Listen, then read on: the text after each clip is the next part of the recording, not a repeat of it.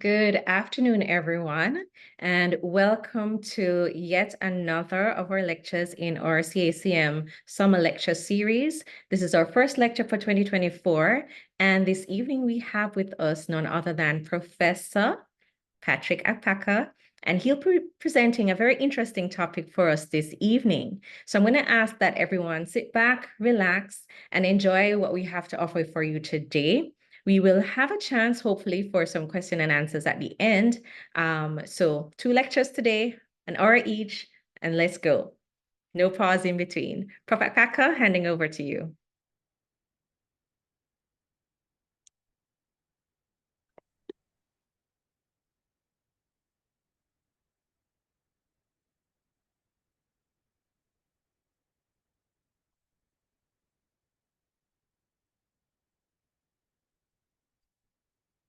Good afternoon, everyone.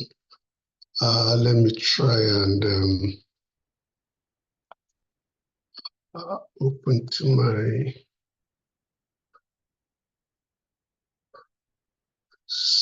share.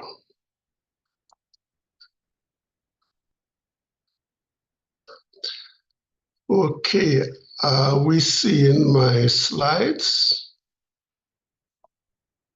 Yes, we are. Okay. All right, thank you, Glenn. And good evening or good afternoon to one and all. We just want to welcome you to this CACM lecture series. It's supposed to be an academic exercise, and I want to thank the organizers, our leaders, who have deemed it fit for me to be one of the presenters this year.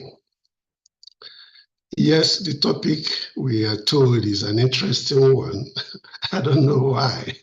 It should be an interesting one, because when you deal with cancers or malignancies, it's something that no one would want to pray or to have or to be associated with, you know. But having said that, because it is an academic exercise, we still have to get some thoughts and some informations about it. So I do not have any disclosures to make, and so I'm not being hired or paid for this. I work for the university at the West Indies, and that is where I trade and make my living. I would want at the end of this discussion, which is just for an hour, less than an hour, that if you're here as a participant, we would want to remind you some of the things that you should be able to grasp at the end of the discussion. As I said before, malignancy or cancer is not an interesting topic, but what makes this topic interesting is because there are microorganisms that can be associated with them. And CACM, we are about microbes in all its forms, whether as viruses or whether as parasites. We are all talking about it. So these are the 5 main things that I would want us to take home at the end of the discussion. Now, from the time we are born, you know, a child is born, he or she is exposed to so many myriads of microorganisms. Some will be pathogenic, just exist, or others will just exist as normal flora. And then because of this, we must be very mindful for those of us that work in the lab, so that we're able to distinguish the ones that are pathogenic and the ones that are normal flora. Now, talking about the topic, I just want to give us some background on cancer or the disease process.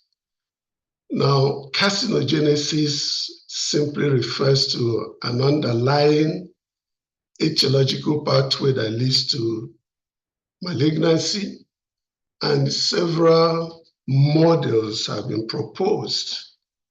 There's a model by Knudsen who has said that it is as a result of mutation in both copies of the gene and that will result into cancer. Again, there is another model by Progestin and Kinsler, and here they emphasize that cancer is ultimately disease of damaged DNA. And then, of course, there are several activities that could lead to the DNA damage. But Hanahan and the Weidelberg model is the one that focuses on the hallmark of events, both at the cellular level that leads to a malignant tumor.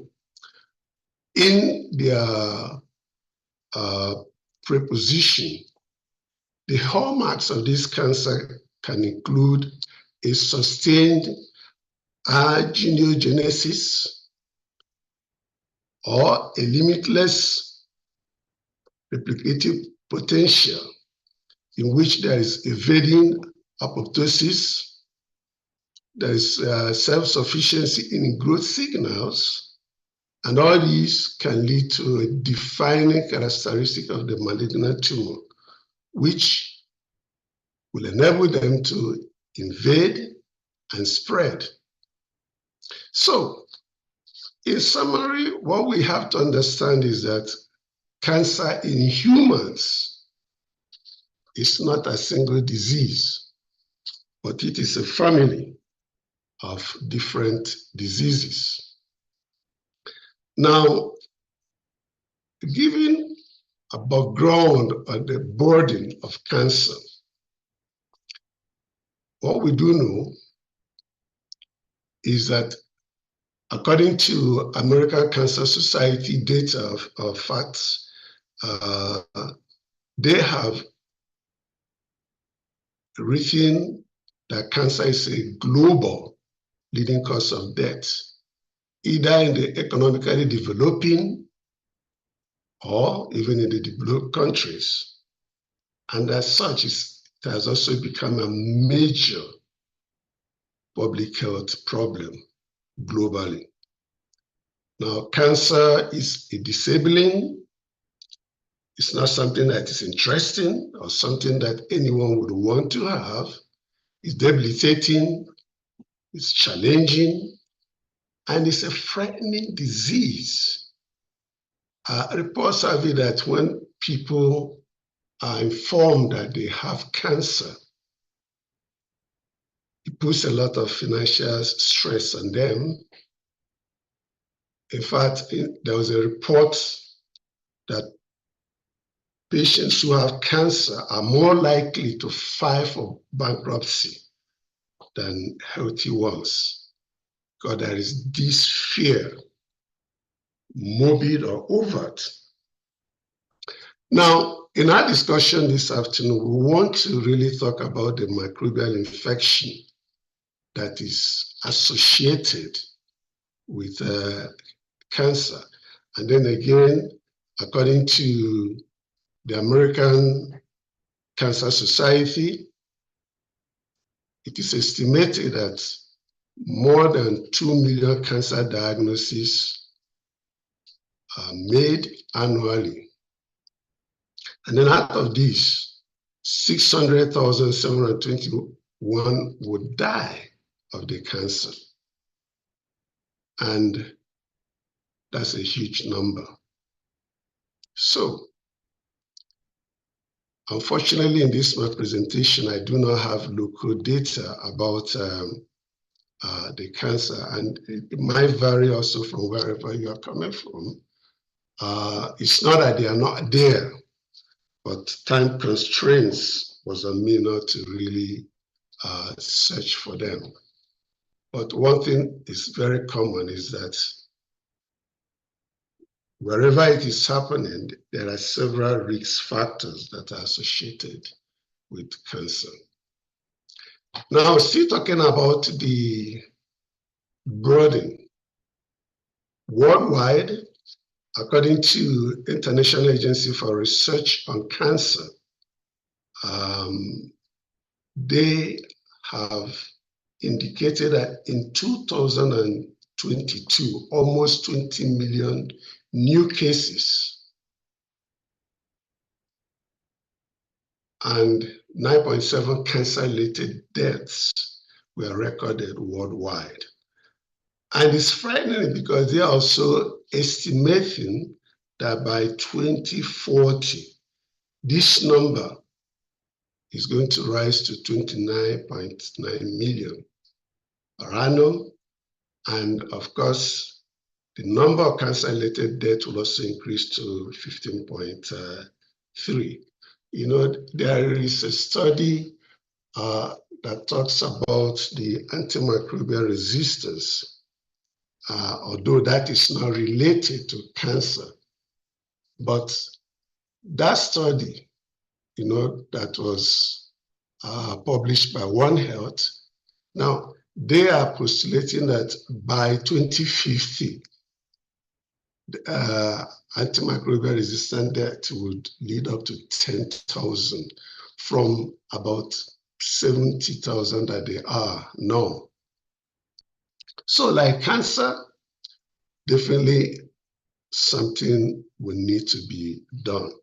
Now, generally, cancer rates are highest in countries that have high life expectancy, that have high educational level and high standard of living.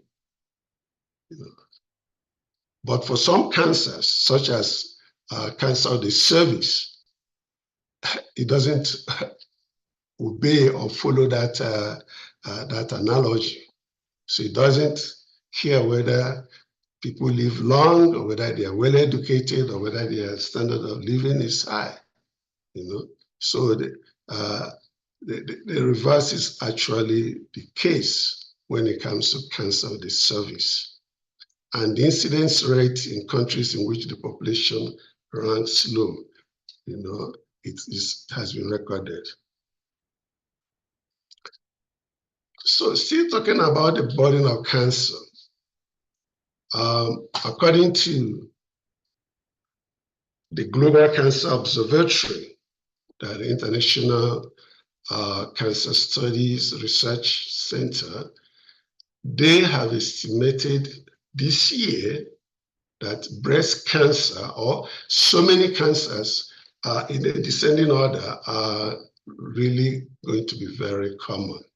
So breast cancer, prostate cancer, cancer of the lungs and the bronchus, pancreatic cancer, leukemia, all these, you know, they have indicated, and it's estimated that 48% of all cancers that are diagnosed will be in men. For women, the three most common cancers are the breast, the lung, and the colorectal cancer.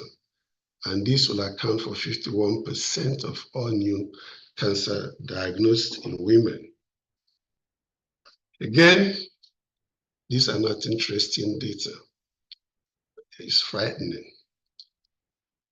But despite all that, we have to be aware of what are the risk factors for cancers.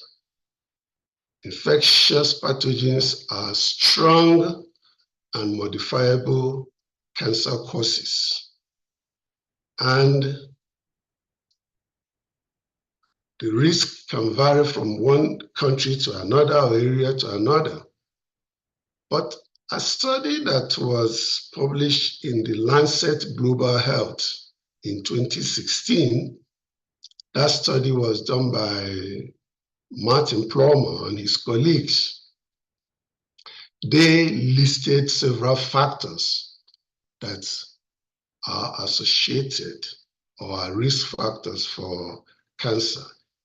Age, smoking, alcohol consumption, obesity, one's genetic background, or physical activities. So they have it.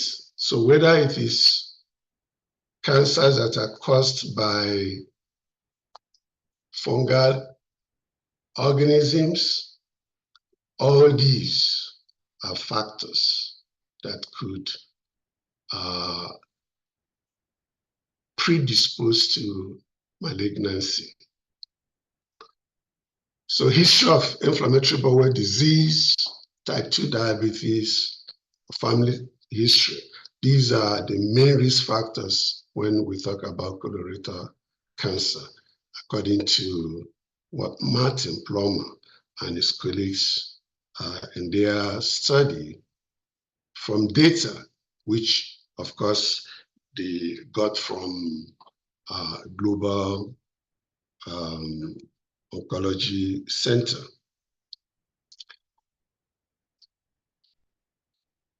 So, is it only those risk factors that we should be wary of? Of course not.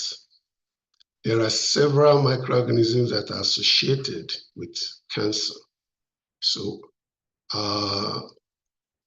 Chapland and her colleagues, they published in the Journal of Fungal Genetics and Biology in 2015 some of the major fungal organisms that can lead to cancer. So you can see that Candida that is very ubiquitous, Candida auris, which is not listed here, which is emerging, or even our wonderful Aspergillus and several other organisms in the fungi family, they are all involved or associated with cancer. And then when we look at this table, what I have tried to do here is to list the several other organisms, whether they are viruses, mainly, Epstein-Barr virus, or whether the human papillomavirus. Of course, these are some of the topics that we'll still be looking at by my colleagues today or next week or next time. So we see the several cancers that they can cause. And whether it is the human T lymphotrophic virus, or whether it is the Merkel cell polyvirus, or even the worms, the parasites, Hematobium, they have all been involved or associated with malignancy. My topic tonight is majority is going to focus on H. pylori, and just to mention at this point, there is a bacteria among all the other bacteria, but it is a major cause of non-cardiac gastric carcinoma. It's also a cause of mucosal associated lymphoid tissue, as well as several lymphoma that are associated with it.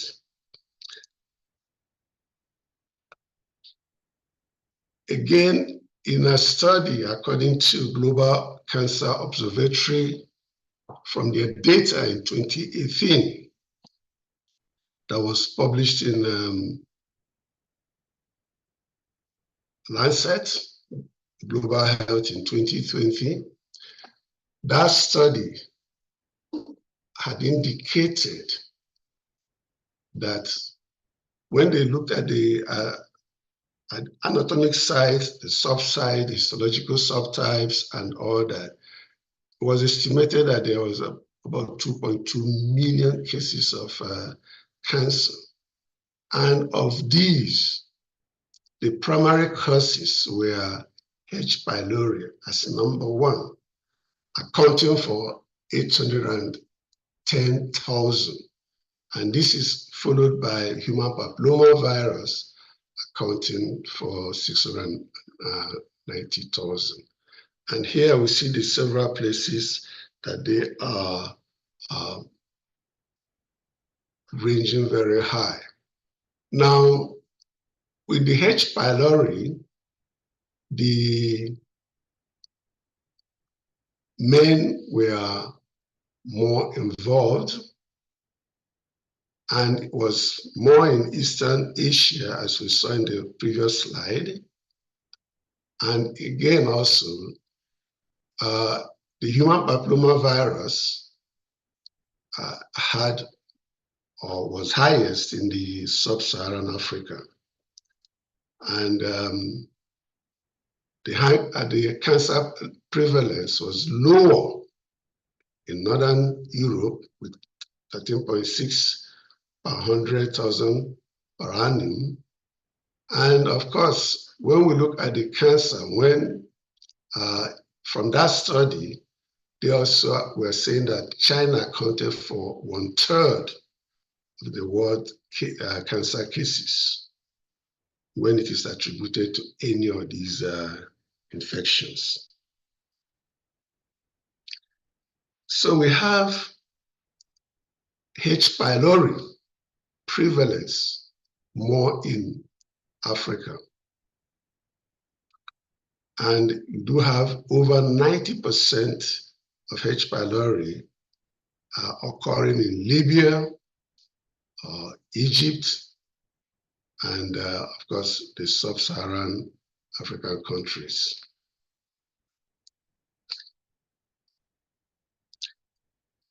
So, what exactly is the disease process of this cancer?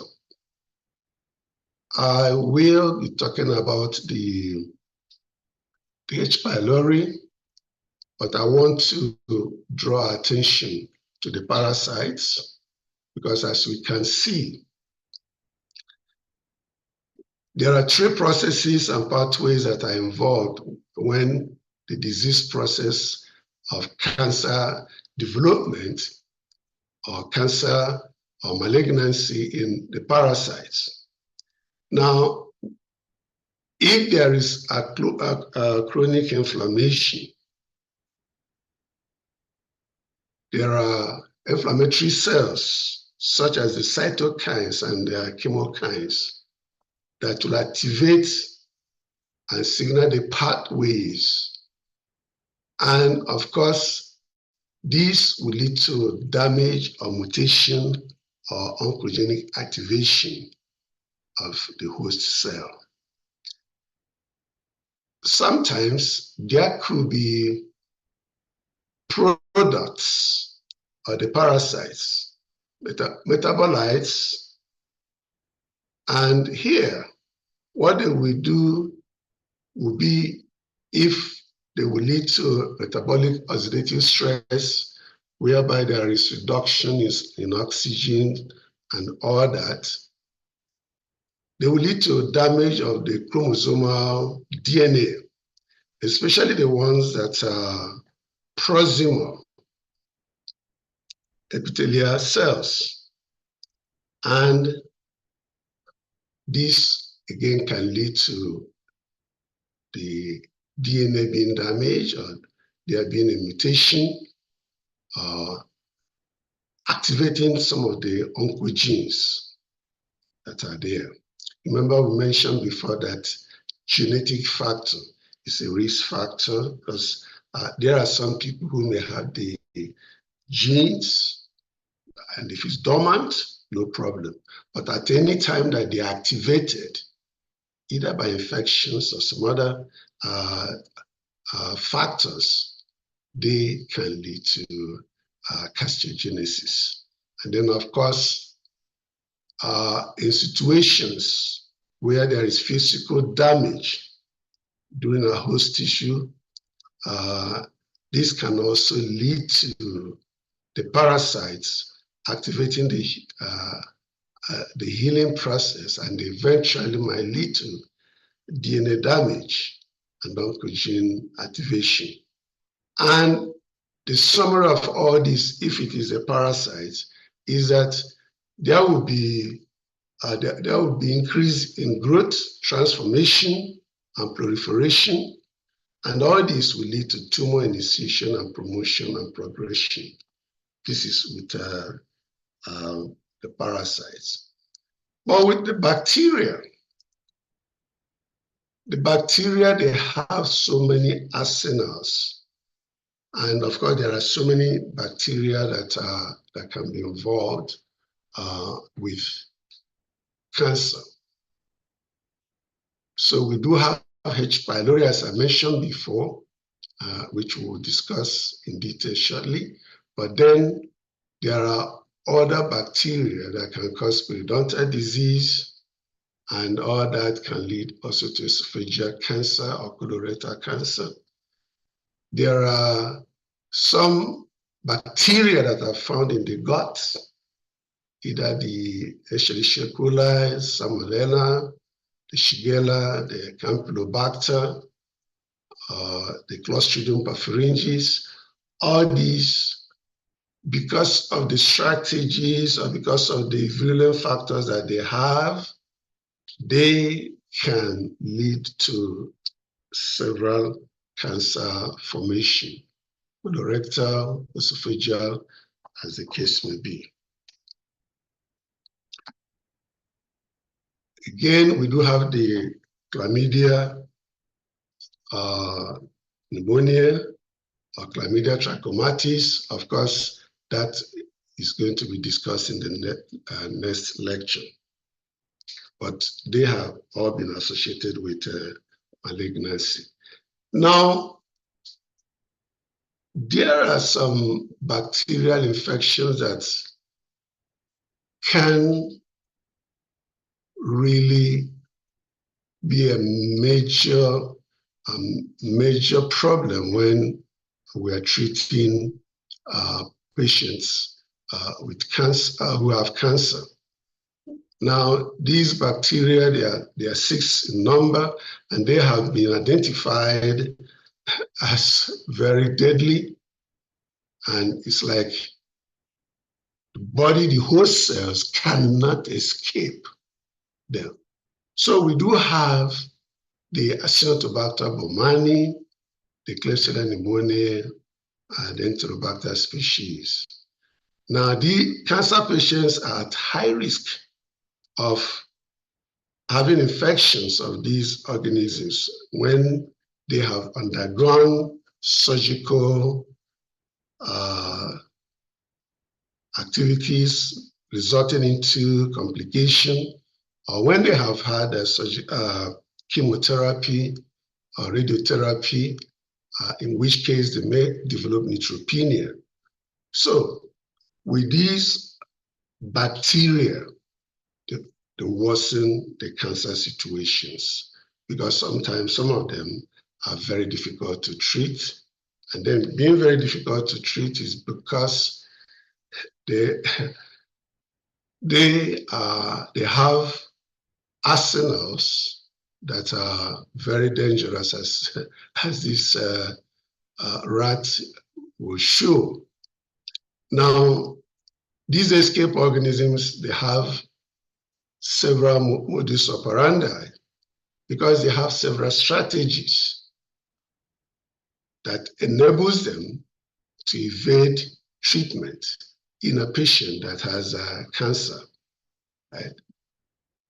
Some of these strategies, which are mainly related to their virulent factors, they might employ it to form biofilms or small colony variants, or even protective polysaccharides And even sometimes they might secrete endotoxins or enzymes, but they might be involved in sensing, or they might even use their flagella, like the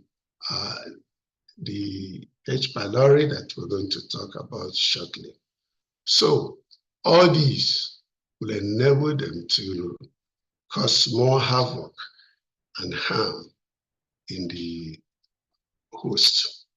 Now, talking about H. pylori, remember before I mentioned that it's a gram-negative bacteria, and wouldn't be surprised that in its mode of transmission, there could be person to person, because, and then there could be an occupational risk from patients to doctors and nurses and so forth.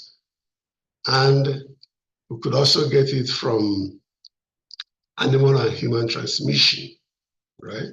So in cases where there is fecal matter, in cases where the drinking source of drinking water could be contaminated, right?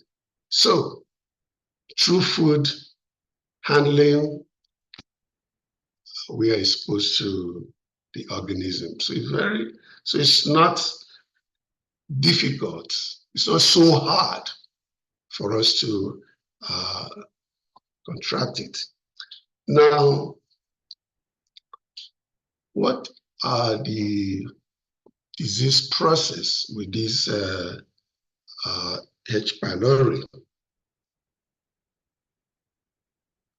In a report that was made by Cheng and Kao and his colleagues, in that work that was published sometime in 2006 in the World Journal of Gastroenterology, they had reported that usually what would happen, that the organism, which is very motile, when it gets into the lumen, into the stomach, what it would do, first of all, would be to release some enzymes, the urease enzymes. Now, these urease enzymes, once they release it in their environment, it will break down urea that is produced by some other bacteria that are in the environment. And once that occurs, it's going to change the acidic nature of the environment of the stomach, kind of making it more acidic. And then when it makes it more acidic, that becomes a heaven for the bacteria to thrive. All right. And it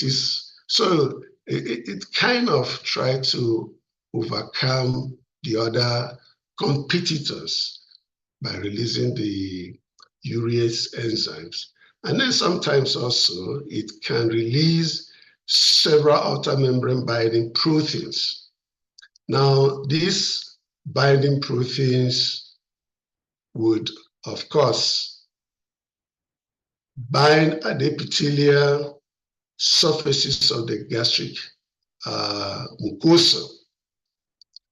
And once it does that, it will also release some cytotoxins that are associated with pathogenicity, whether it is CAGA, the cytotoxin A, or the vacuolating cytotoxin VAC.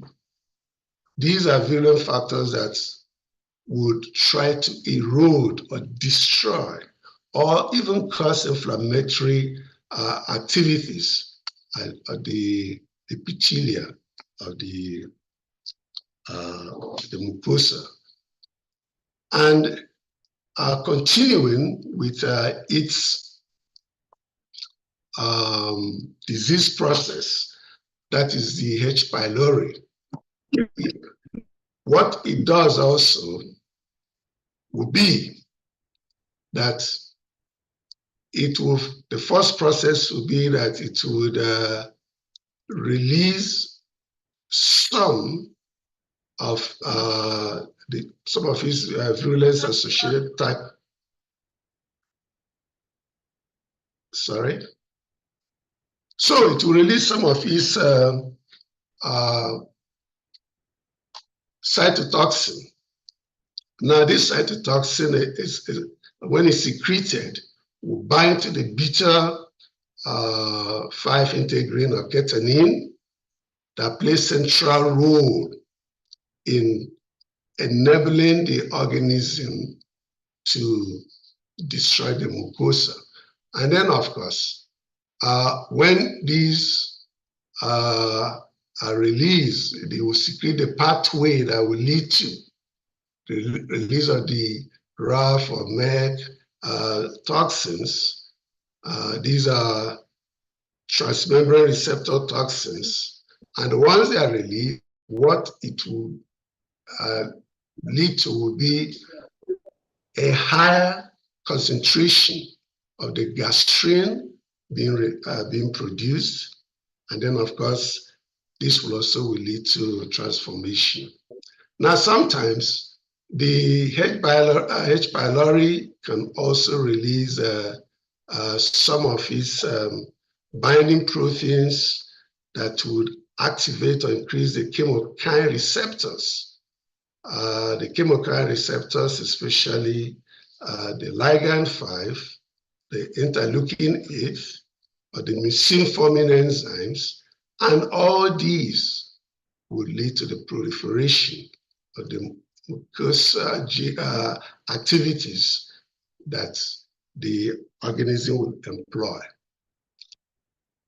Now, it is not only the H. pylori that can develop to some bacteria that can increase bacterial activities or bacterial infection activities. But as I've mentioned before, like the chlamydia pneumoniae, the one that is sexually transmitted, chlamydia trachomatis, all these, what they would do would be to disrupt, even if they are being treated or not treated or poorly treated, in individuals that are susceptible to them that might present with symptoms or asymptomatic, what they will do is to disrupt the microbiome, and there will be an imbalance in any area that they find themselves, in any environment that they find themselves. And then, of course, this will increase more in they are becoming resistant when they are being treated, because they are going to secrete a lot of toxins or biofilms or inhibit bacterial mutation. And all these are what would lead to several years to come of cancer developing. So once all this is taking place, it's very important that we know how to identify or make the diagnosis. Of course, our colleagues, they would always try to make clinical diagnosis depending on how the patient presents, what they present with, and all that. But for us who are in the lab, there are some tests that we can do to try to screen patients. And you see, one thing about the H. pylori is the fact that it is a major cause of cancer of the stomach. And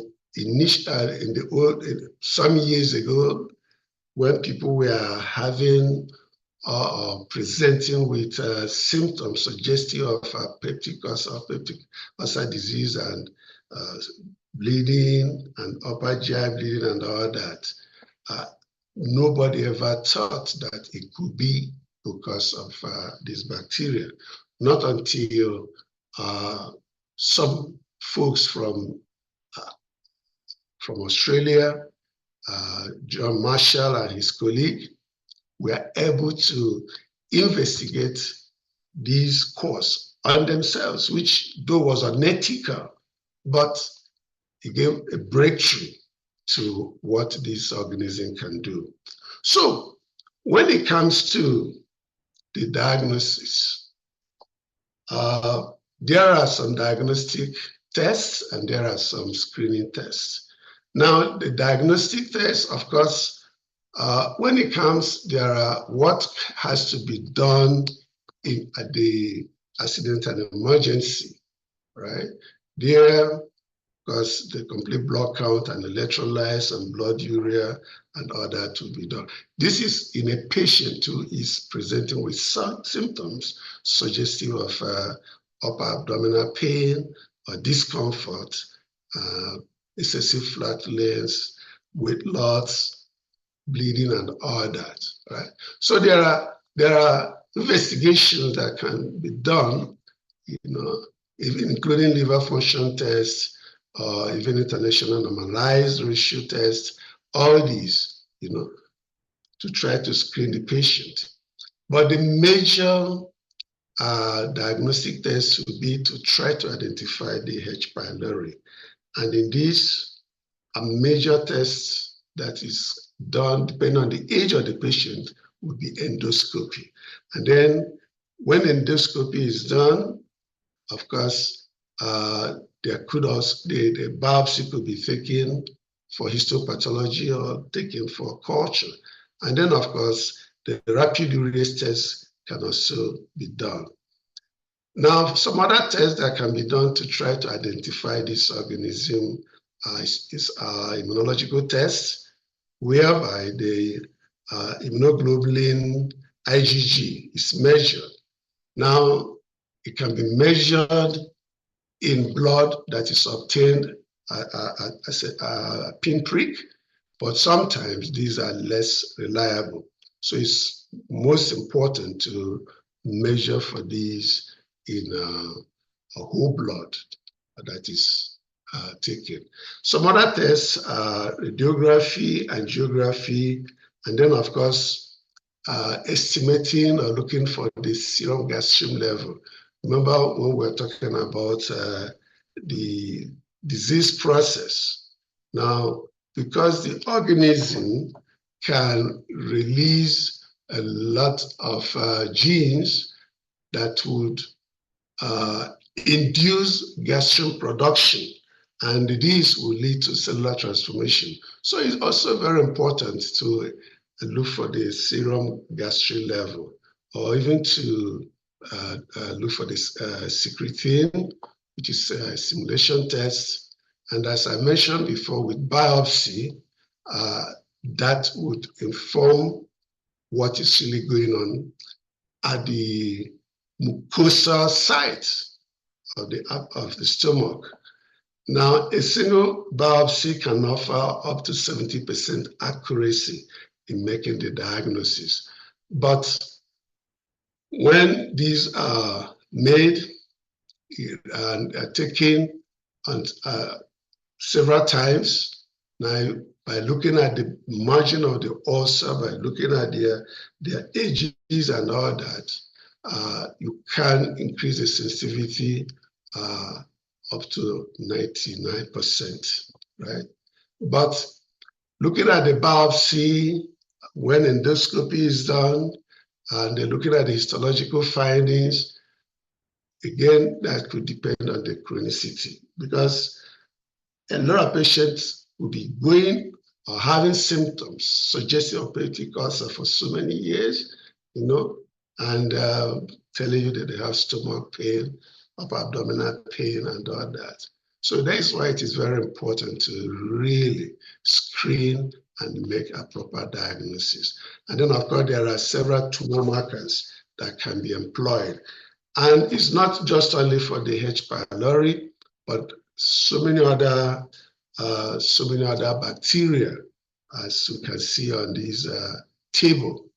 So whether it is from blood or CSF or urine, there are several other markers, alpha fetoprotein, or calcitonin, or even immunoglobulin that we could look at.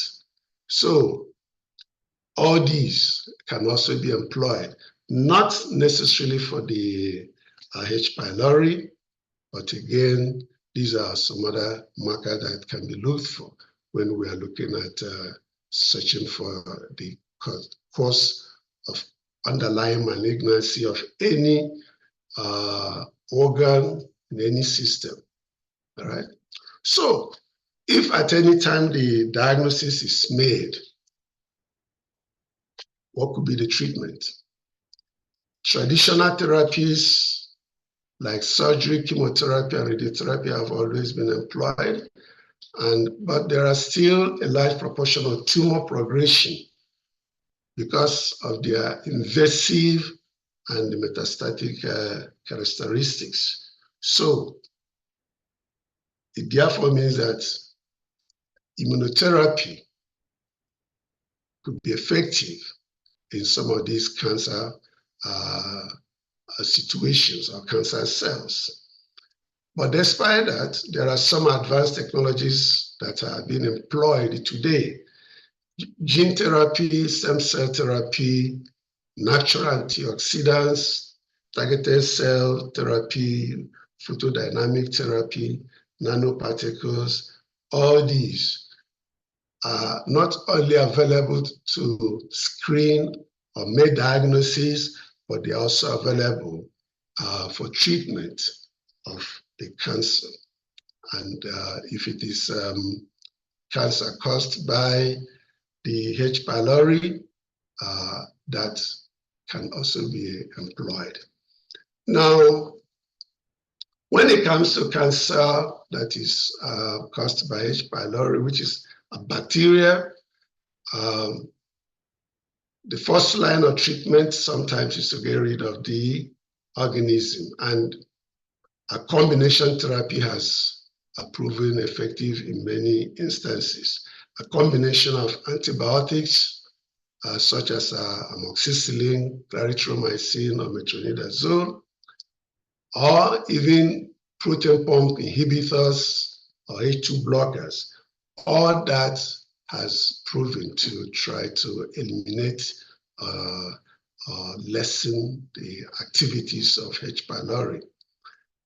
But recently, some other therapy have been employed, and these include phytotherapy, which is also known as herbal therapy. There are a lot of people that take a lot of herbal products, but some of them have been effective. Or even taking treatment that can inhibit the urease activity. And or some that can inhibit the adhesion activity of the organism. Things like wheat germ extract, or the use of oxidative stress quinolone alkaloid. All these have all proven effective, right? Or even the probiotics.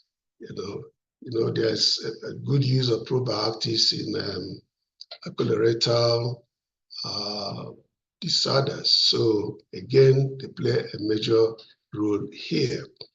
Then there are specific treatments continuing when it comes to the probiotics. There are the ones that will follow the immune pathways and the ones that will follow the non-immune pathways.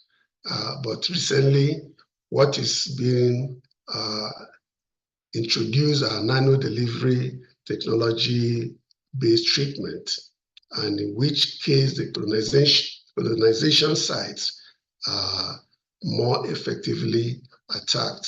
Okay, and some other emerging therapies are the use of lactoferrin, which is an ion that will bind, or the phage, which is like the bacteriophage that will infect the bacteria and try to destroy the nucleic acid. And then, of course, recently there is a multivalent vaccine that is being introduced. It's showing some successes in rabbits, but they are yet to be introduced in human, and maybe very soon they could be. And then, of course, there's the use of phototherapy, where laser focus on the substance to try to destroy it, and in doing that, they would reduce the oxygen stress, which would have enabled the organism to grow. So, what will be the prevention for H. pylori or even some other cancer activities? Prevention is always aimed at reducing cancer mortality, either by reduction in the incidence of cancer. And this can always be accomplished when we try to avoid carcinogenic or altering its activities, or when people are encouraged to pursue lifestyle, dietary practices that will modify their cancer-causing factors, especially in those that have genetic predispositions.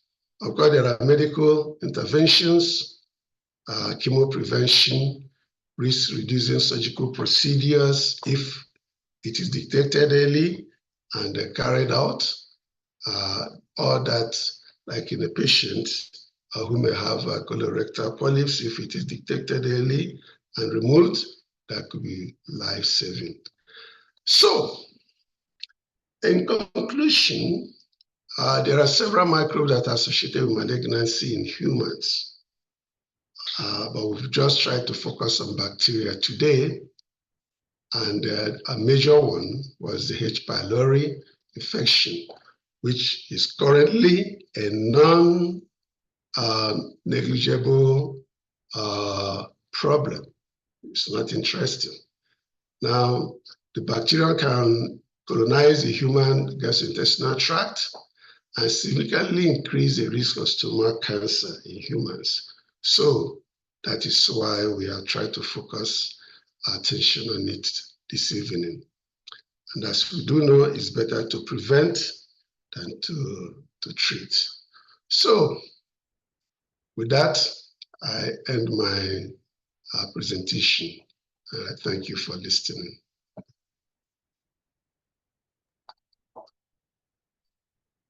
All right. Thank you so much, Prof. Packer.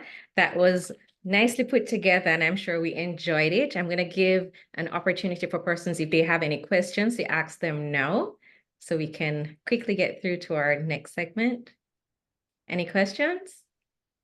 If not, I'll ask a simple one. And notice in one of your slides when you're looking at H. pylori cancer rates, that across all the countries that were most severely affected, the majority of the cases were in males. Is there a particular reason for that? Or if anybody can think of one, the only one I could come up with is the poor health-seeking behavior of the majority of the males we know.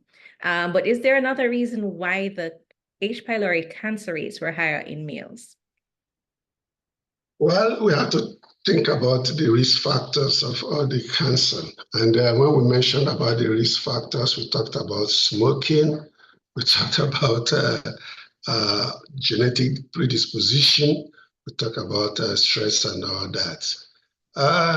Maybe that is why,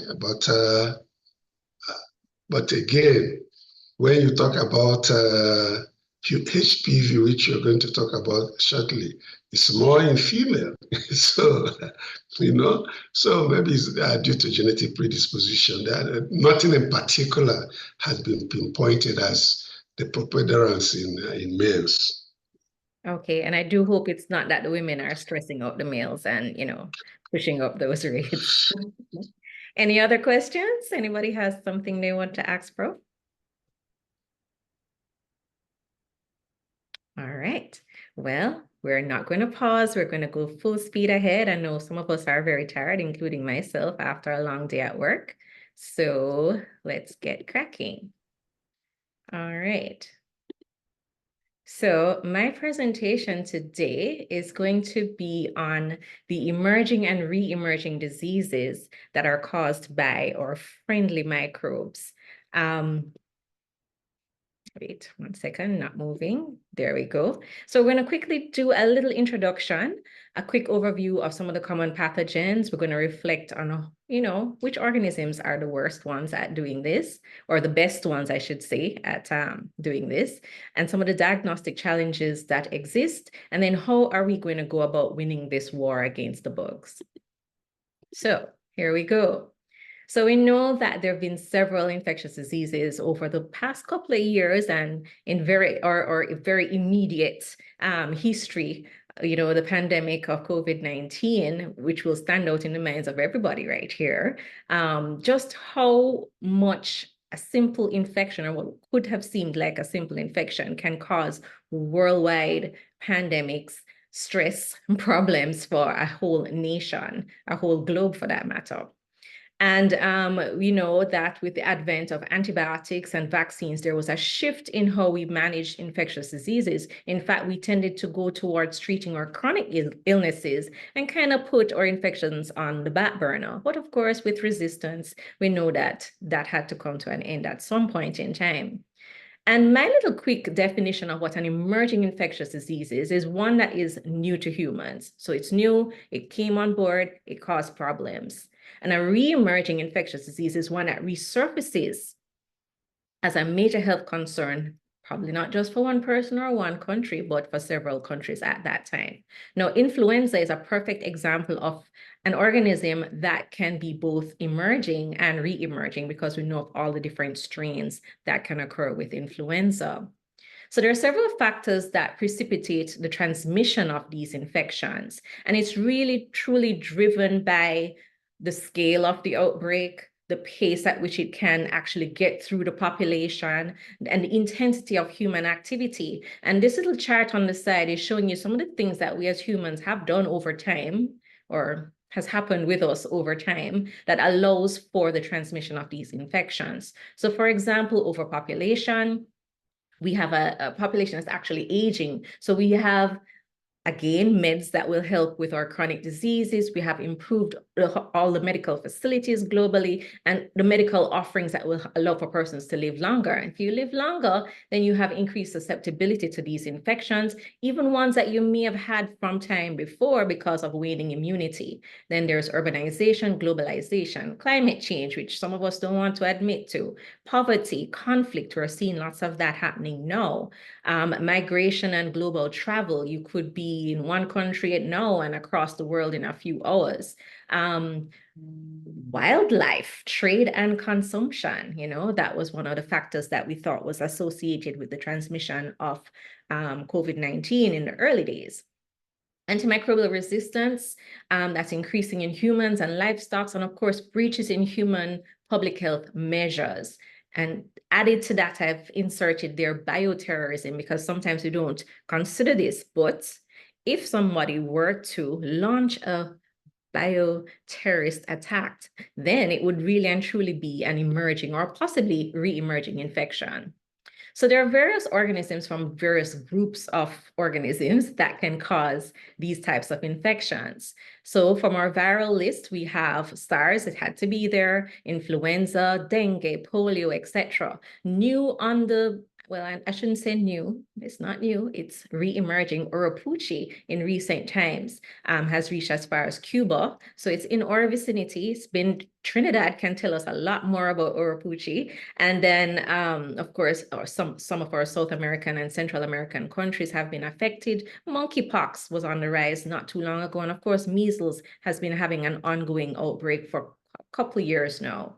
In terms of bacterial infections, TB has to top the list as a menace to society.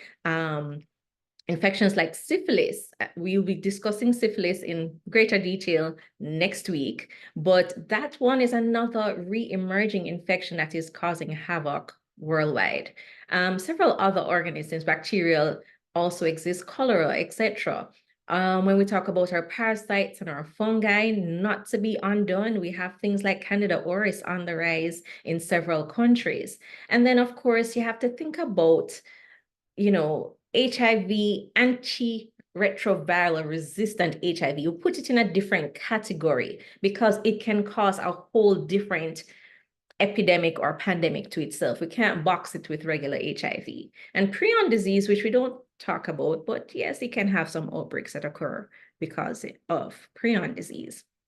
And then I had to throw this in there because I just thought it was amazing that somebody would sit down and do a little map like this just to show you which countries. And this was done in 2017, but I'm sure a lot of this know the organisms that you're seeing in particular countries may have increased in other countries over time because of all those factors that we mentioned before that assist with the transmission of these infections.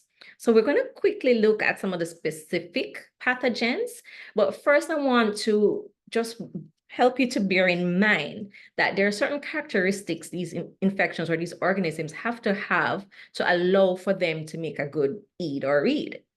First, they have to be able or capable of being established within a community. And to do this, you must have a population that is naive, that's vulnerable. Maybe this is because of poor vaccination practices. Maybe it's a totally novel agent. Maybe it's the elderly, the malnourished, or the immunocompromised. There's some factor within a population that makes them more vulnerable to that particular organism or infection. Then, in order for it to be transmissible and really pack a punch, it has to be able to be transmitted from humans to humans. So every now and again, you'll hear, oh, there's a novel influenza strain, but most times, thank God, they can travel from the animals to the humans, but then they are poorly transmissible from humans to humans. So you don't find that we have large outbreaks happening. So to be a really good eat or read, you should be able, or the organism should be able to be transmissible from humans to humans. And then if it is, again, with things like travel, with poor public health measures, then they can spread easily from one little small community across a country and of course, across the globe. So we're going to look just quickly at a couple of these viruses. We remember Zika virus, so we should remember, not that long ago. Ebola, still around. We don't tend to pay things attention if we don't see it, in our faces. But there are people who are still undergoing issues with Ebola around the world. In Africa, I should say. Measles, we definitely have to remember measles at a time such as this. So remember that the Zika virus is an arbovirus, I'm sure you remember, first identified in Uganda in 1947 and is transmitted by mosquitoes that we have in our countries, I am sure, right here in the Caribbean, because we did see an outbreak happening.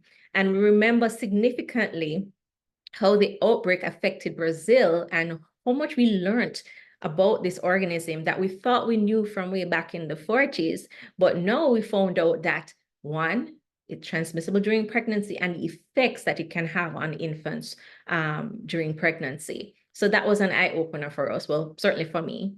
And of course, your control efforts had to be revamped. It had to be pushed up couple notches on the chain so that we could actually control the mosquito vectors. We did better public health education. Persons were, at that time saying, boy, we're going to put off pregnancies and all of this, just to make sure that the spread was controlled. So sometimes there have to be some really, I don't want to say invasive, but stringent measures that have to be put in place to help to control outbreaks. Research also had to be increased to look at vaccines and new treatment protocols, etc. But of course, ongoing surveillance, we tend to drop the ball after something has kind of watered down, waned down. We kind of start to relax. But what we absolutely need to do from a public health perspective is have ongoing surveillance for particular organisms and for new ones that we don't know about. So we're going to talk a little bit about that a little bit later on. So we need to know what's out there. We need to make sure our prevention efforts are in place so that future outbreaks don't occur. When we remind ourselves about the Ebola virus, this one was discovered in the 1970s. But of course, there's been ongoing outbreaks, as I mentioned before. The last one I have listed here was one in September of 2022 in Uganda, but I'm sure there was one after that, right? Maybe not as many cases, but there have been steady cases going on over time. As far as we know, it causes diseases in humans and non-human primates, and transmission, every single body fluid you can think of. Ebola is transmissible through that fluid. There's been no evidence of vector-based spread, thank God, because can you imagine Ebola being spread by mosquitoes? That would be a major problem. And another thing that is a little bit specific about Ebola is the fact that it can remain in these immunologically privileged sites after an acute infection. So in the testes, the eyes, the placenta, the central nervous system, and kind of hide away there for a while. So somebody could now be completely recovered, but still have sites where the organisms are sitting there waiting around. But if these tissues are therefore handled, let's say that person needed to go to surgery, etc., potentially infectious again to whoever comes in contact, right?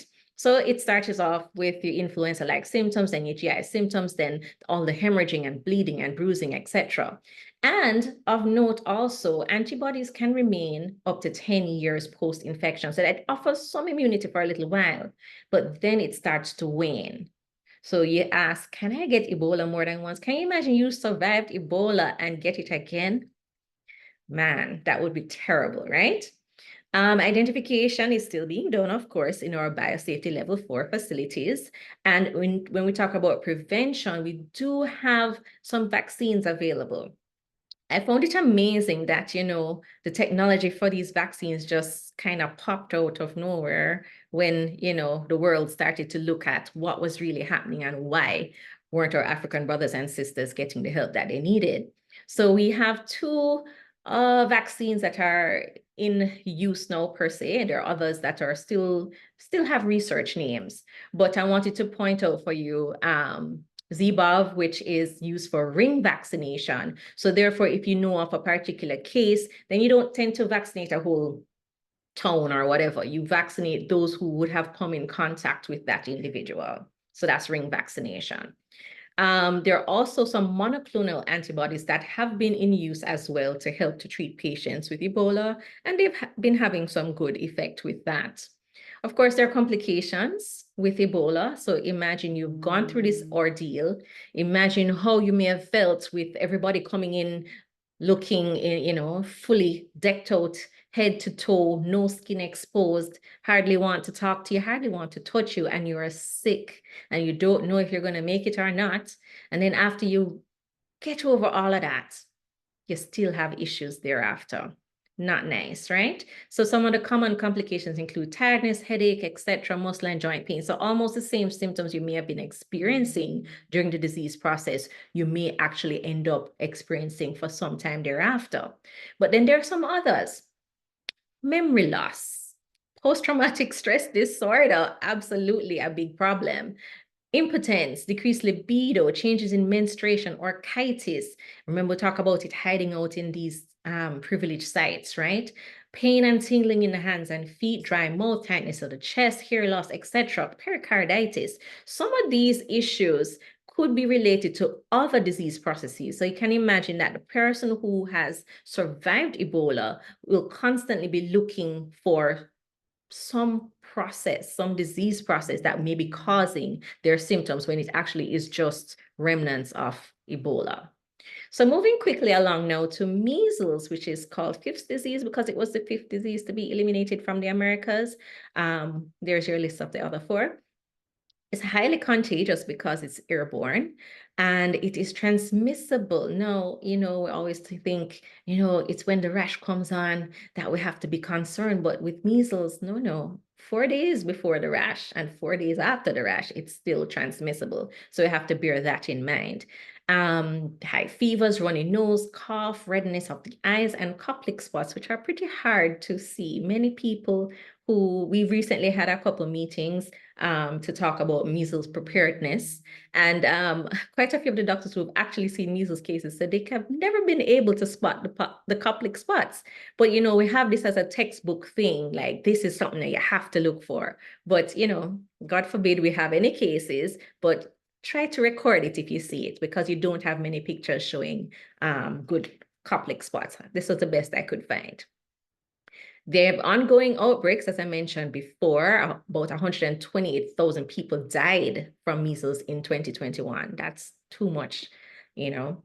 And a lot of the issues that we're having with measles is because of issues with vaccination. And if you remember, most of us would have heard about Mr. Andrew Wakefield, who published in 1998 a fraudulent paper that noted that there was a whole, it wasn't just the autism, you know, he mentioned several other symptoms that patients or children who were vaccinated against measles, and that particular vaccine at the time, we should add, that these children were having. So, you know, this was a problem because guess what? He was actually supporting a competing vaccine. So he was getting a little something from another vaccine company at the time. And it took them so many years, what's this, 12 years before his research was found to be fraudulent and dishonest, and the Lancet retracted it. And it took another 3 months after the retraction for them to strike him off the medical register. Yeah. And it took the Lancet, or I should say, his research was completely barred in 2011. It took some time, right? But with all of that, and I think some of that would have been to, you know, cover the tracks of the journal. I'm not too sure how much work went into educating the populace that the assumptions or what was produced and published was not true. So to this day, we still have lots of persons who believe that the measles vaccine is associated with autism. No, never say never. I can't say that there may not have been one or two cases. Never say never, right? But his article, his research was absolutely fraudulent, and there has been several studies since that have shown no association. So just to help you, you know, come on track with what's going on with the outbreak worldwide, this is data from July 2023 to December 2023. So about 6 months worth of data showing you the top 10 countries with the highest level of cases of measles. You notice where these countries are. On that side of the world, where again, vaccination is another issue in these countries. Not to say that you don't have agencies like the WHO who have been trying, but because of culture, because of mistrust of the West, the Western society, etc., vaccination uptake is poor. And they have also noted, because of travel, etc., migration, war, all those factors we talk about that assist with transmission, there's been a 45-fold increase in European cases, and that was just in 2023. 40 out of the 53 countries that had cases were all in the European region. So that's pretty significant.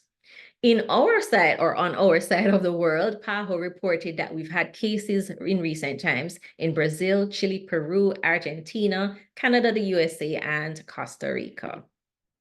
So this is a more updated. This one was released in June of 2024, just last month, and it's covering data from November 2023. So they've grouped it now, November 2023 to April 2024. And we notice a shift. The countries that had the higher rates are moving a little bit down on the scale, but then there are some that have actually increased in their numbers.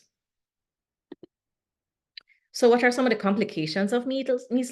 You know, is it just a little flu, a little rash? No, babies can end up being blind. They can have encephalitis, severe diarrhea and dehydration, ear infections, breathing problems, pneumonia, prematurity, and low birth weight for those who mothers contracted it during pregnancy. Subacute sclerosing panencephalitis, that can happen 7 to 10 years post-infection and is one of the most severe of the side effects or complications of the disease process.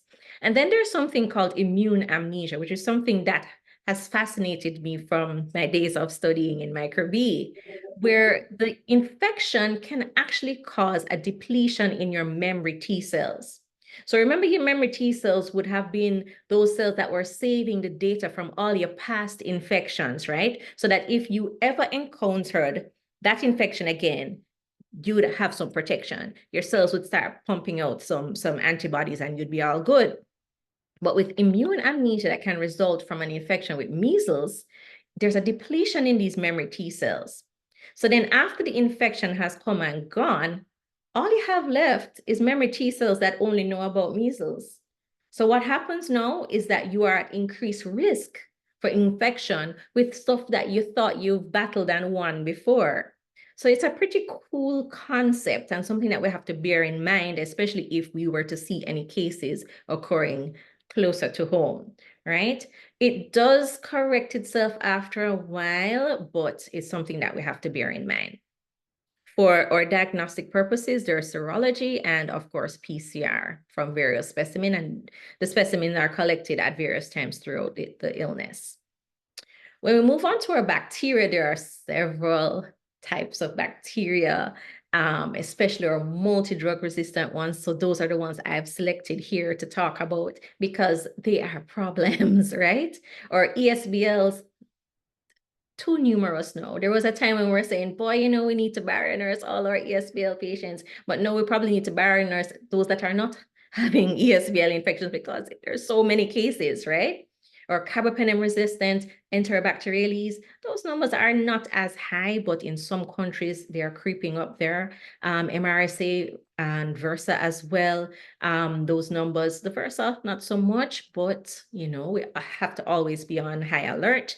And TB, consumption, right? The White Death that has plagued mankind for umpteen years. I hope y'all know that phrase. And the problem with TB is the fact that more and more resistance has been developing. In fact, we have taken the opportunity to now label the different levels of resistance to multi-drug resistant, pre-extensively drug resistant, and extensively drug resistant TB. Can you imagine we have time to do that? So you know that it's a problem, right? And experts need to be consulted when you end up with extremely drug-resistant TB, because guess what now? All you're left with to treat the patient is going to be the least effective options that were there to begin with. So this is a problem. And of course, with TB, you can have you see increased cases in your HIV affected patients. So again, the immunocompromise helps to, you know, foster a loving relationship between these two organisms and increase the likelihood of higher mortality rates. All right, and then there are some old gangsters like syphilis, and we're going to discuss syphilis in depth next week, so I'm not going to say too much about it, but just remember that syphilis was referred to as the great imitator, and it has re-emerged in recent times in our region, North America, Western Europe, China, and Australia, so all over the place. Congenital cases have been quadrupling in numbers. Penicillin stockouts have been happening because persons weren't really using too much penicillin, and then all of a sudden here comes syphilis and we can't find the drug to treat the patients, right?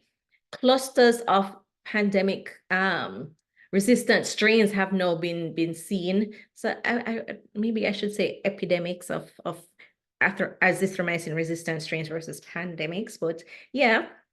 And the problem is that because we haven't been seeing a lot of it, the practices of persons may have, you know, a little faltered a little bit, you know, condomless sex with persons who are taking pre-exposure prophylaxis. So they feel, hey, we're good. So, you know, forgetting that there are other things that can be transmitted when there's no barrier method in place. Budget cuts in programs that were helping with the prevention of the disease. Social media dating. People are dating each other from all over the place now with not, you know, no time spent to figure out what's been going on in a person's life from before. And of course, drug use that makes you less inhibited. And so we have spread of these infections. Along with syphilis, we have to talk about super gonorrhea, major public health concern.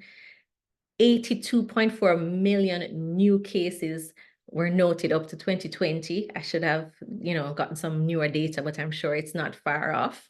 Extensively drug-resistant gonorrhea is the problem that the thing that we're concerned about, because the last thing kind of left in our arsenal was ceftriaxone, but we've been seeing increasing MIC, so we know we're climbing towards possibility of having this extensively drug-resistant organism in our midst. So it's something to watch. It's been reported in several countries, and we need to be on the lookout. The other problem is that the pharyngeal strains, and we won't talk about how, why the pharyngeal strains are increasing, but the pharyngeal strains are in high circulation.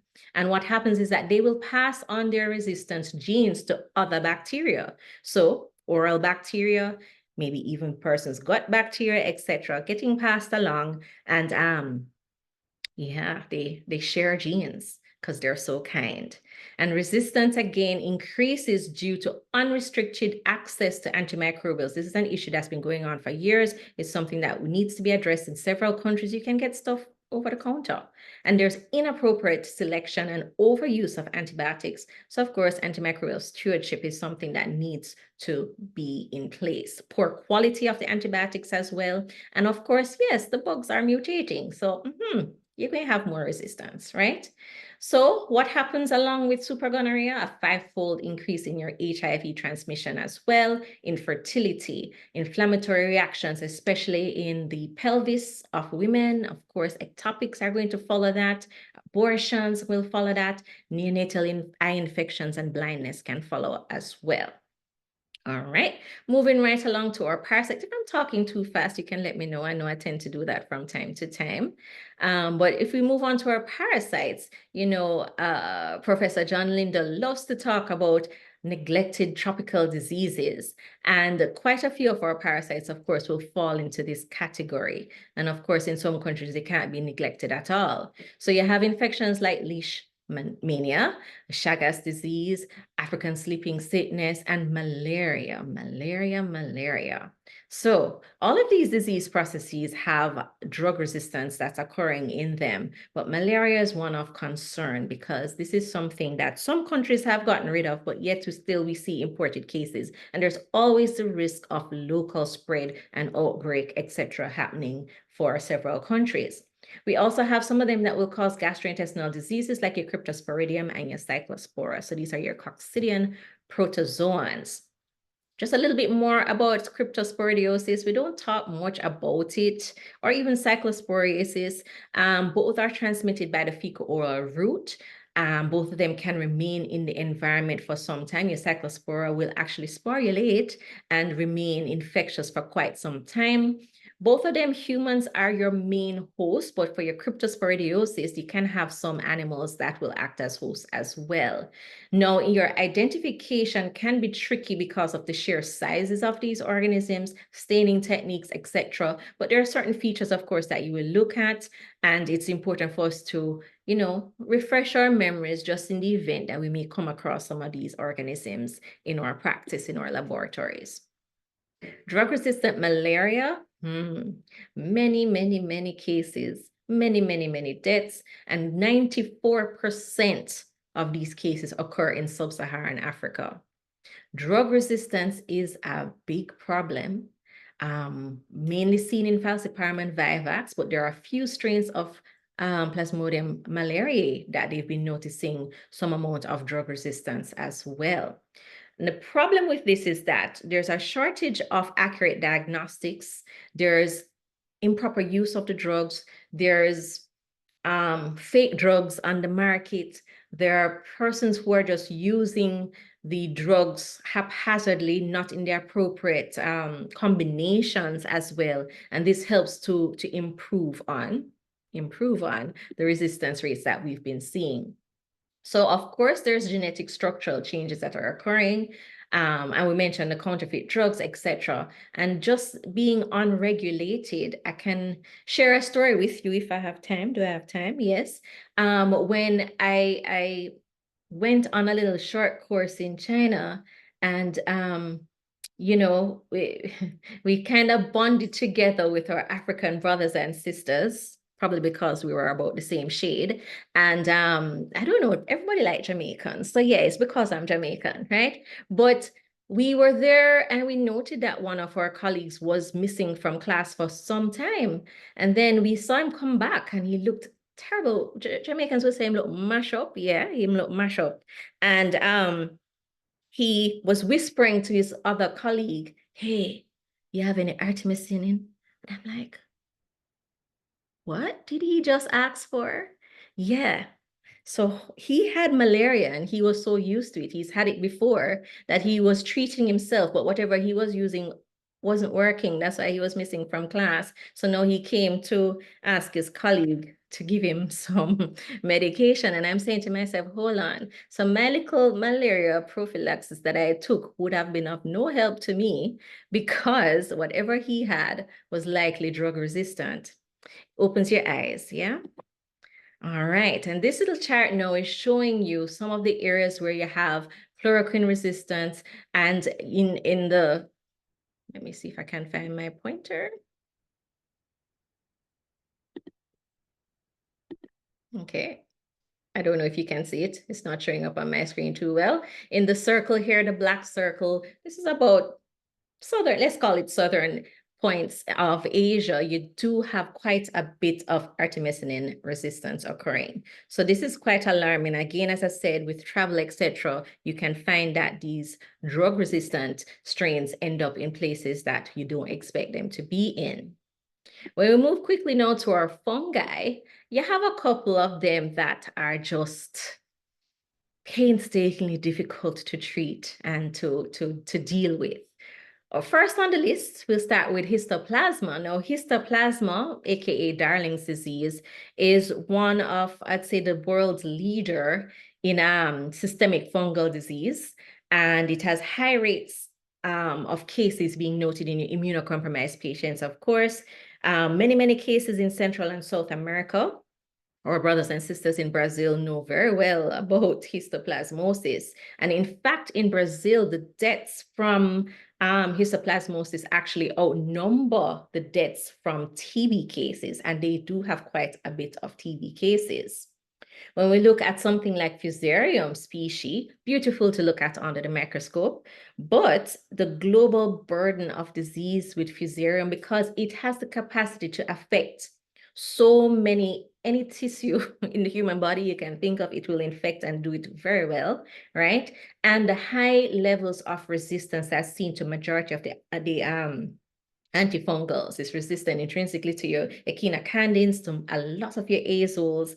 Its capacity to produce biofilm, etc., makes it particularly aggressive in causing disease and for having high mortality rates as a fungal pathogen. Then something like Candida krusei. No, Candida krusei is a little bit, what's the word I should use? A little special, because this one was a commensal that turned into a predator. So imagine it's been around all along. In fact, for some of us, our bodies are used to it. So we'll say, oh, this one not really a threat. It can stay in the gut. It can stay, box it off somewhere and keep it there. But it had the capacity after a while now to evade your immune system, because your immune system think this one not so bad, right? But then it has developed increased rates of drug resistance as well. So it produces a lot of opportunistic infections, can be systemic as well, and can lead to higher levels of mortality. In fact, I do believe it's drug-resistant Candida krusei is responsible for 30 to 60% higher mortality than its counterpart, Candida albicans. So it's probably better you get a little albicans if you get in any of the candidas. And worse, nobody wants Candida auris, right? No, hats off to this guy. It's the Candida auris has my respect. It's the first fungal pathogen that has reached the status of being a fungus that requires transmission-based precautions. So a patient with Candida auris has to be isolated in a room. You have to clean with specific detergents, skin prep, cleaning surfaces. It is an infection control nightmare if you don't have it in hand. And the cases are increasing globally. The first case was in 2009 in a little Japanese woman's ear, and now it's found in over 47 countries. creating havoc for their health systems. All right. And the main problem again with this one is the fact that it has such high levels of antifungal resistance. So not only has it the potential to spread human to human and cause disease, it's highly drug resistant. It can remain in the environment for 2 to 4 weeks. So it's a infection control nightmare, really. All right. So now we're going to look at the challenge of diagnosing the unknown. Now, we know that some of these organisms have the potential to create and cause outbreaks, but it's hard for us to predict just when it's going to cause an outbreak, right? We can know that there's a little pocket of this here and a little pocket of that there, but how do we know when it's going to cause a problem? Very hard to predict, right? So we have to have ongoing epidemiological studies, clinical trials, etc. And this may be problematic because guess what?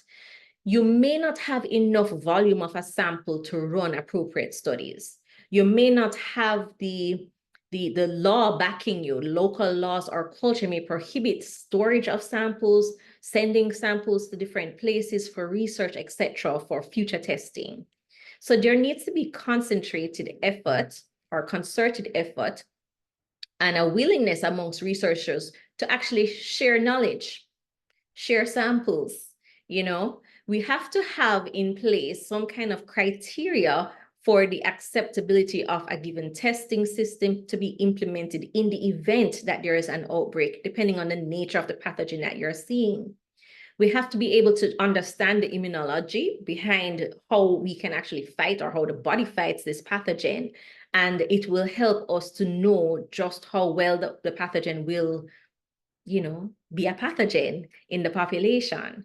We have to be able to identify what are the resources needed to create assay platforms to be able to identify these organisms, especially those that we have no clue what they are when they pop up.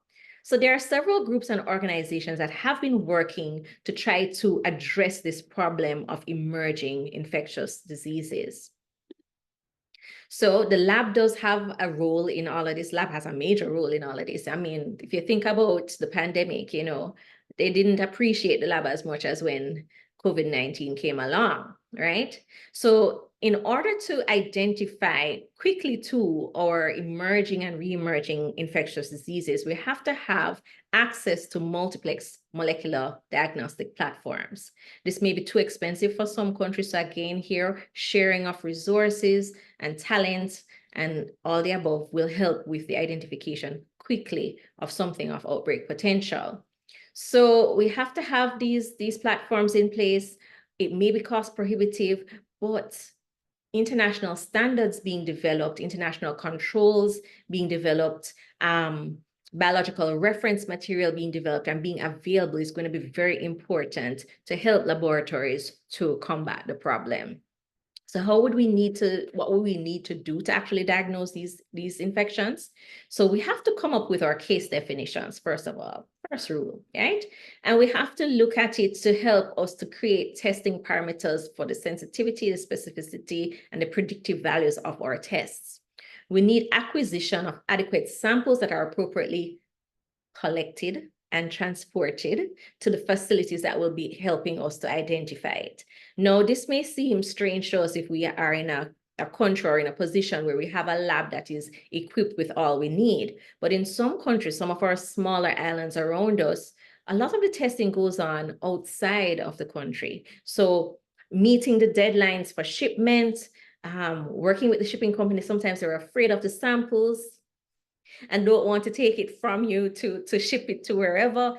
All of these logistics require time. So it's something that countries have to look at to try to iron out before a problem arises. What are going to be the logistic challenges and how can we fix them before a problem arises? The lab needs to look at what do we have in place, and it's hard to sometimes kind of gauge it and store things before the expiration dates pop up, but you should have a little something put away just in case there are some samples that may need to be going to some other reference facility.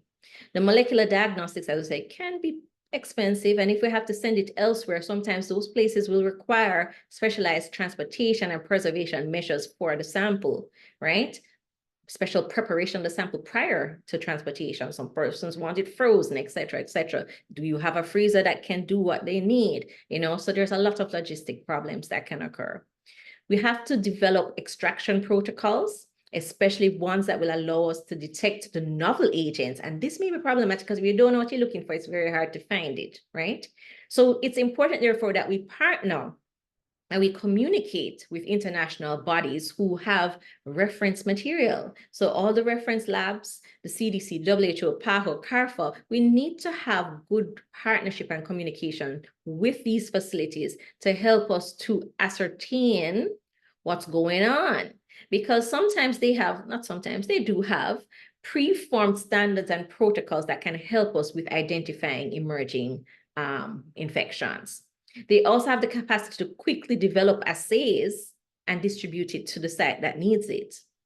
They also have the capacity to have multiplex PCR assays and microarrays put together, and sometimes they ship it to you, or sometimes they just, you know, test it for you, you know, hopefully you get it, right? And then FDA approved diagnostic products. Some may already be available for quite a few viral respiratory pathogens, but because it's not something that we're used to seeing, we may not know about it. So it's important for us to have open communication so that we can get the help that we need at the time that we need it. So those are important steps for the lab, but the most important thing, therefore, is teamwork. We have to work with the physicians, the lab, or laboratory partners in other countries, or public health brothers and sisters. Everybody has to work together to ensure that we do not find ourselves in a position where we're unable to deal with a particular outbreak. And of course, there are impacts that these infections will have. They'll have public health implications, of course, economic consequences, and challenges for our healthcare systems and our capacity to respond to the challenges that these infections will produce. Of course, we need to have specific strategies in place for prevention and control of these infections. And we have to have research prioritized to address these infections. So in conclusion, we have to ensure that we are partnering with the right groups. The WHO has established scientific advisory groups to help us with identification of novel pathogens. We have to remember also that they've put a little placeholder called Disease X. So that's what they have put in place for us. Whenever something pops up that we don't know, there's a little placeholder already there. Open communication is going to be important. Sharing of resources is important. Drug and vaccine development, of course, is going to be imperative to fight any infection of this nature. And with that, I'm just going to say that global health security is everybody's business, and we have to all play our part in trying to ensure that these infections don't make their rounds and cause the problems that we know that they can cause in the long run. My resource page, and I'll say thank you. I'll stop sharing at this moment, and if there are any questions that you want to ask, feel free at this time.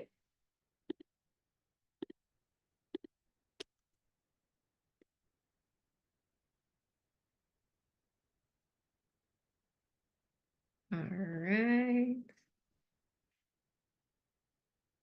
Okay, I've seen clap hands. Thank you. All right. No questions? Oh, wow. I must have spoken really fast because it's just 7:38. Okay. So if there are no questions, I thank you all for spending this afternoon with us. Hey, Dr. Roy Green and Dr. Toms. Okay. Whoever wants to go first, go ahead. I defer to Dr. Roy Green. Go ahead, Dr. Roy Green.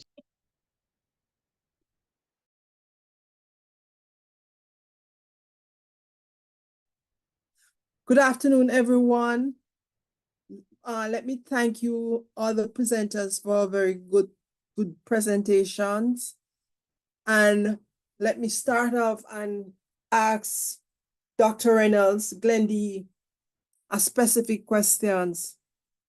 In terms of dealing with Candida auris, did you come across the most effective disinfectant or whatever to deal with it when you're grappling with infection control measures for it? Well, there are several agents that they use. Chlorine-based agents tend to work. For skin antisepsis, they say the iodine-based agents work well. Alcohol-based sanitizer, yeah, but probably not so much as our first line, but then washing of hands is most important. I think hydrogen peroxide as well has been noted to work. So it depends on, I guess, the surfaces that you want to use it on, whether it's skin or surface, hands, etc. It depends, but there are several agents that can work. Okay, thank you very much. You're welcome. Okay, I just want to underscore the thank yous. A quick question from you, or more of a comment. To what extent, Lenny, do you think we need to strengthen local capacity, especially regionally? Because I know that you have to balance cost with, I guess, population size and expertise, but I can't imagine us having to send samples overseas for COVID diagnostics, for example, and wait for those results to come back. I'm just wondering if, when you consider the cost of shipment and everything, and just based on where the world is going, if we don't need to increase molecular capacity in each country so that, more tests can be done on the ground. Absolutely. I think if we each have the capacity, should the trouble come, then our partners and friends can send us the resources, because sometimes they do, so that we can actually do the testing on the ground. So I really think it's a good move to improve, start with educating the persons in the labs, and then little by little, build your capacity to do molecular testing. I think it's very important. Yeah. And I think sometimes too, for example, PAHO does a lot of educational initiatives for new and everything that's popping, they will start teaching on it. I don't think these sessions are well attended. Certainly for Jamaica, I know about Jamaica, right? I don't think they're as well attended. I've been to a few sessions and I'll see other Caribbean countries there. The issue with some of these organizations is that these invitations go out through their ministries of health. And so you tend to see the government institutions being represented versus a widespread invitation to other facilities. And I think that's probably where some of the problem lies. But I do think that in the event that something is really out there to cause trouble, then I hope that invitation would go out much wider. They do also help, and not just PAHO, other organizations too will help with facilitating underground training too. They've done so for molecular testing, they've done so for drug resistance testing, etc., as well as assist with procuring equipment. I mean, they don't always have it in their budget, but when they can, they do. So it's important, as I said, relationships. Sometimes persons will be trying to start to use or to employ or they want to validate new tests.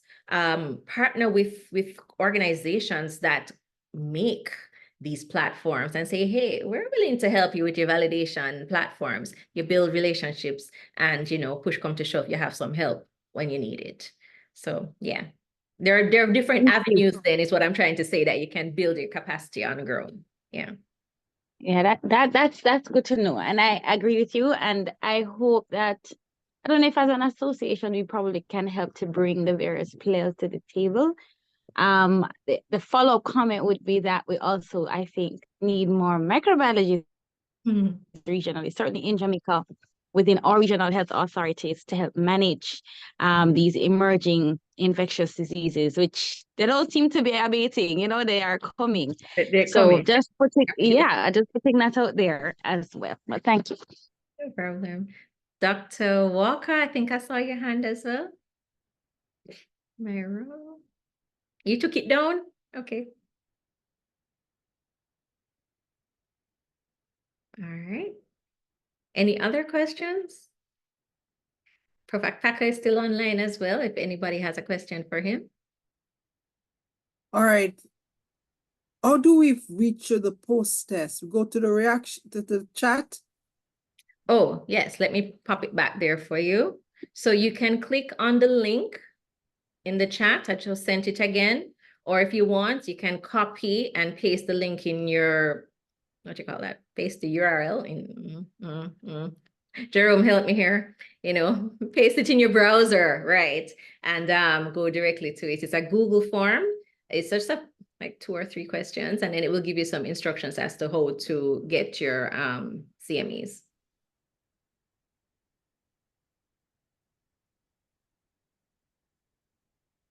All right. So there are no further questions. I thank you all for spending this time with us. Next week will be exciting. We have Dr. Pinkney coming back again. She did excellent last year. So I can't wait to hear what's happening with syphilis now. And we'll be looking at some vaccines that are on the market as well. So looking forward to seeing you all back again, and do enjoy the rest of your evening. See you soon. Bye. Take care, everyone. Bye.